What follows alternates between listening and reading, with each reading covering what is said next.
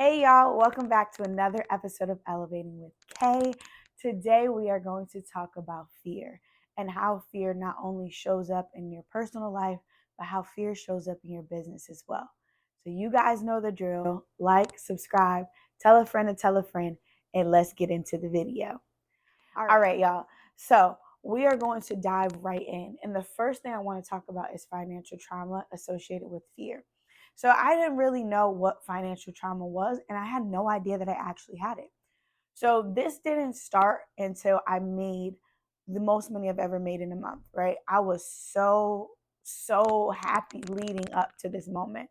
I was like every day I would call my assistant, like, we're almost there. We almost hit the goal. And then when we hit the goal, we exceeded the goal. I was like, I thought the feeling was going to be something I've never felt before. I thought that this was going to be like something that was going to like change me forever, right? You sit and think, if I made this amount of money, I'm going to be okay.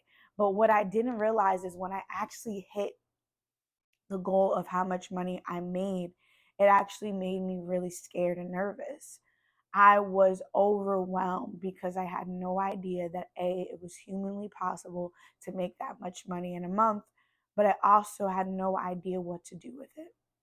So completely transparent, right? We see people on Instagram and we see people, in life that are making a bunch of money, but the only person that ever really recognized financial trauma was Wall Street Trapper. And shout outs to him. He talked about it in one of his videos, and I was like, holy crap, that is me. I am afraid of money. Isn't that crazy? I am terrified of money. Not because I don't like money, not because I don't enjoy making money. I am scared of what is associated with money. I When I started making a bunch of money, it was making me feel sad.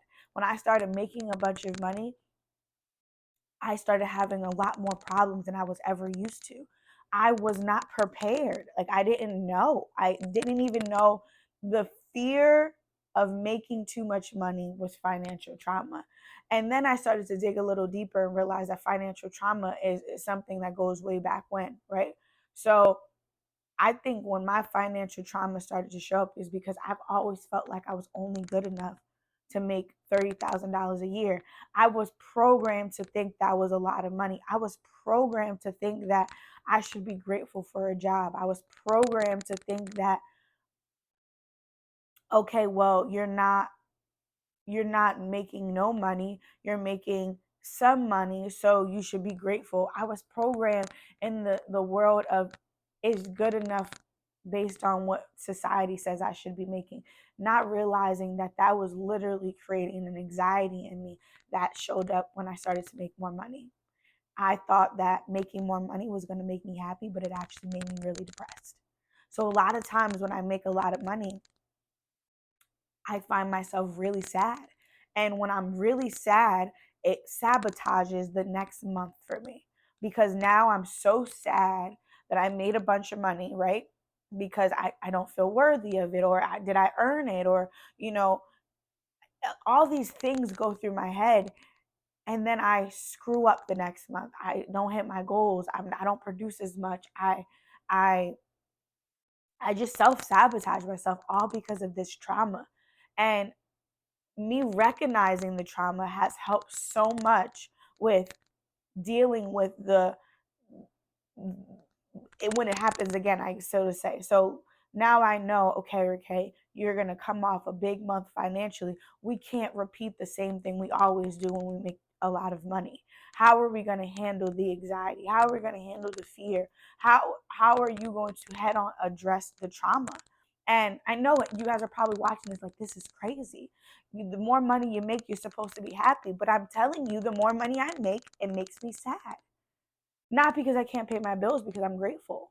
Not because I can't go out with my friends when I want, but because I've been trained for so long to feel like making too much money or making more money or making six figures was not my role.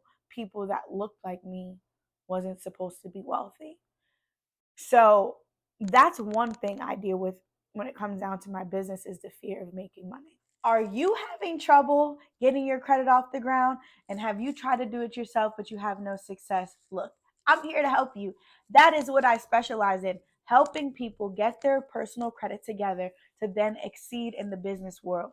So if you're stuck at this personal credit situation and you're like, how the heck do I get through this? Click the link below. I'm here to help you. Are you ready to start your business and your personal credit is in the way? Don't wait another day. It doesn't have to be that hard. Let me help you get you to the next level. All right, we're back to the episode. And then another thing that I'm super fearful of in my business is not being able to continue to scale. So, what I've been experiencing lately is something called writer's block. Another thing that I had no idea what it was or how to deal with it. But um, I watch ET a lot, and I'm a super big fan of Wall Street Trapper, like I told you guys. And something came over me is that you got to take the summer off, right? Wall Street goes, you don't need to do everything you used to do when you're trying to get to the top. So if you know me, I'm always down for a trip. I want to go on vacation every chance I get. That is my peace. That is my sanctuary. That is where I thrive. That it just makes me so happy. But when I listened to Trap and I was listening to ET, I heard him say, you need to take the summer off. You need to sit down and get your ish together. So I said, okay, the next time I'm going out for the summer is when I get myself out of debt. Now, I don't beat myself up about the debt, because if you're an entrepreneur, you know that in order to make money, you got to spend a little bit of money. So I've been honest about it. It is what it is. In order for me to scale, I had to spend some money, and spending some money requires me to pay back the money eventually. But by taking the summer off to make sure that I achieve my goals has stopped me doing something that makes me happy. So this little thing called sacrifice started to show up for the first time. I mean, I've sacrificed a lot of things, but sacrificing things that make me happy was a non-negotiable for a long time with me. But taking the summer off then required me to do things that made me uncomfortable. Now we're not sitting on an island, we're reading books. Now we're not drinking at 7 o'clock in the morning. As soon as the bar opens, we are now strategically trying to figure out how to create generational wealth. We're not sitting on a vacation with our heads in the sand, smelling the ocean breeze. We are now trying to navigate through how to build an empire I can leave for my family to come. It looks different, right? But when looking different and taking the summer off, that also made me very fearful. It gives me anxiety. And it doesn't give me anxiety because I know why I'm doing it, but it's giving me anxiety because I know, or I've had a taste of what comes with it. So I've been trying to work through my financial traumas. I've been trying to work through my fears. And I realized that with great reward comes fear. I realized that the seeds I plant today aren't going to grow tomorrow. I've realized that throughout this journey, it has made me so uncomfortable that it's scary. I've realized that in order for me to get to the next level, I'm going to have to continue to be uncomfortable. But it doesn't mean that I don't get scared. It doesn't mean that I'm not fearful. And it doesn't mean that I'm not a little afraid to say, holy crap, what did I do? Right? I think that we talk about entrepreneurship in such a light sometimes, but we don't talk about the scary moments, the moments where we have no idea, the moments where you you start second guessing yourself. I don't care what anybody says, or you can try to pretend like you don't have those moments, but you do. And you start to recognize things that you probably didn't know about yourself, because when being being the only option, you start to dig a little deeper in yourself. So I truly, truly have been going through this anxiety and this fear for a couple months, and I haven't been able to shake it. And what I've realized is that the only real solution to my problem is to just keep going. That no matter how scared I am, no matter how much anxiety around it, no matter how many nights I can't sleep, how many days I have writer's block. And for those of you who don't know what writer's block is sometimes I just can't create. Sometimes I'm just like, I don't got it in me today. Sometimes I'm like, I have no positive words for anybody. Some days I'm like, I don't want to talk about credit. But I realize that every time I have those moments where I'm saying I don't want to do it, somebody reminds me why I have to.